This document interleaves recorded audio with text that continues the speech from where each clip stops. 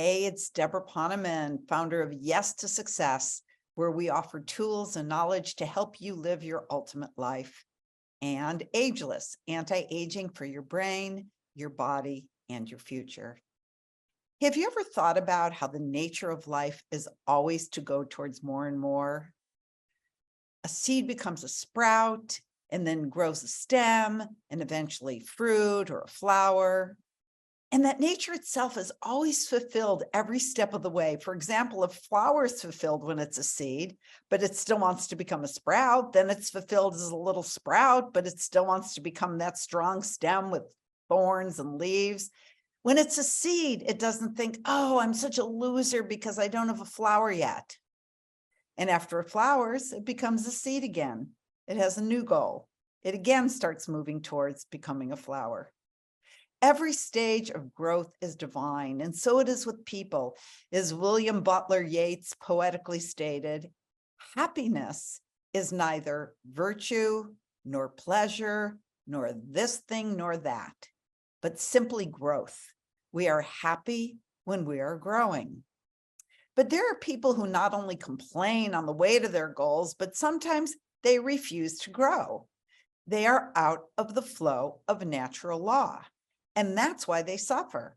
They try to maintain the status quo.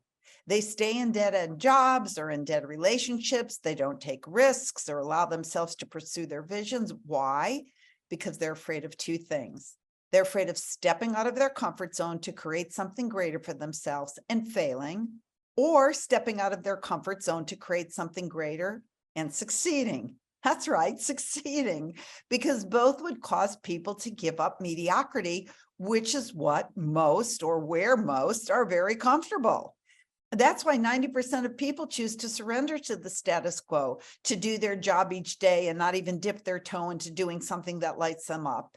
Yes, if you take a risk, there is a chance you might fail. But if you don't take a risk, there is little to no chance you'll ever feel as if you've succeeded. And the truth is, newsflash, there's really no such thing as failure. The idea of failure is just a trick your ego plays on you when it tries to make you believe that other people's opinions of you are somehow important.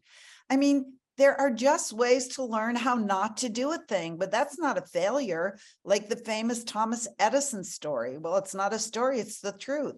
He tried and failed 1,000 times to figure out how to build the electric light bulb, first using a carbon filament and then a cotton filament and then bamboo and then metal. He actually built over 1,000 prototypes.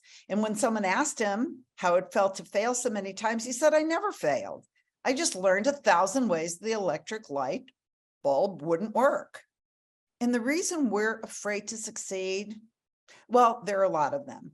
Maybe you feel you're not worthy of success. Maybe you don't want to grow out of your friends or surpass your partner or your parents. Maybe you're not sure you want the responsibility that success brings along with it in your field. But when we have any kind of success in our life that lights us up, when our light shines, it's not only a gift to ourselves, but to the world, like one lighthouse lighting the way for thousands of ships. Your success can touch the lives and inspire thousands of people. So if you don't do it for yourself, do it for the world. Do it for the rest of creation. I was just sharing with my success circle, I think it was my success circle group. I have so many groups the other day that through his 30 years of research, Dr. David Hawkins, author of Power versus Force, found that approximately 87% of humanity calibrates at a collective energy level that weakens them. Now, what does that mean? Well, if you don't know who David Hawkins was, he's now deceased. He was a renowned spiritual teacher, psychiatrist, physician, researcher, lecturer, but most importantly, he was the developer of the widely known map of consciousness. He discovered that every word, every action, every emotion, every person, every rock, every grain of sand, every group of people, everything can be calibrated as to its vibration. 1,000 being the highest, like Christ calibrated at 1,000, and 20 being the lowest. You can look online and find a lot of information about David and his work, but the lowest emotion that calibrates 20 is shame. And then just above it at 30 is guilt. And then apathy is next, and then grief, and then fear. And at the top, again, 1000 is enlightenment. And just below that is peace, joy, love, and then acceptance. But that's not what I was going to tell you. I was going to tell you that even though he discovered that 87% of humanity calibrates at a state that by their actions, they actually go lower and lower on the scale. Again, 87% of humanity lives their lives going lower from the actions that they perform and the attitudes that they hold, not higher, or at best just stuck.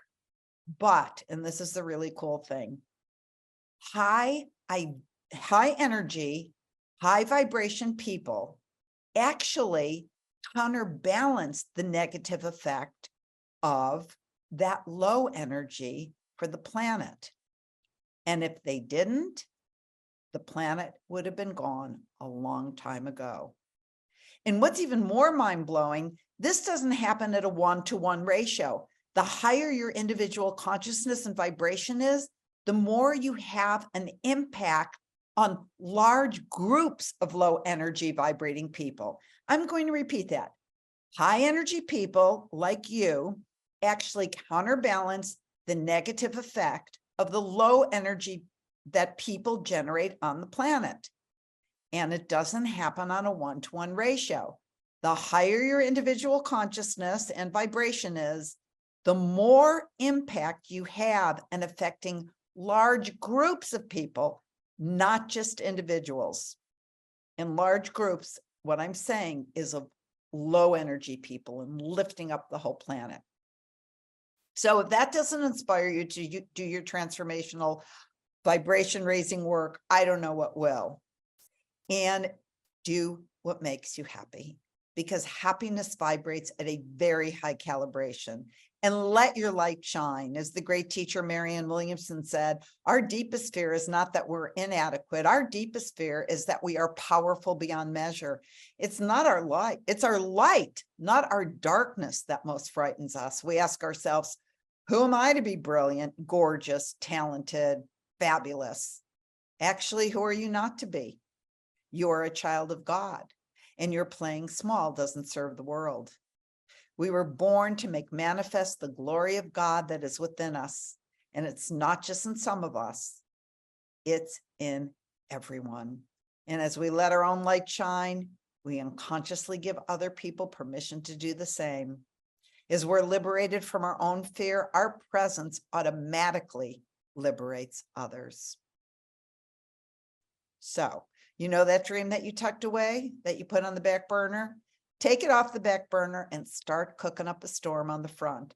Take that risk. Remember, there's no such thing as failure. And remember that the nature of life is to always move towards more and more. So hop in that stream of the flow. And if you're not willing to do it for yourself, do it because the world needs you now to shine that beautiful light.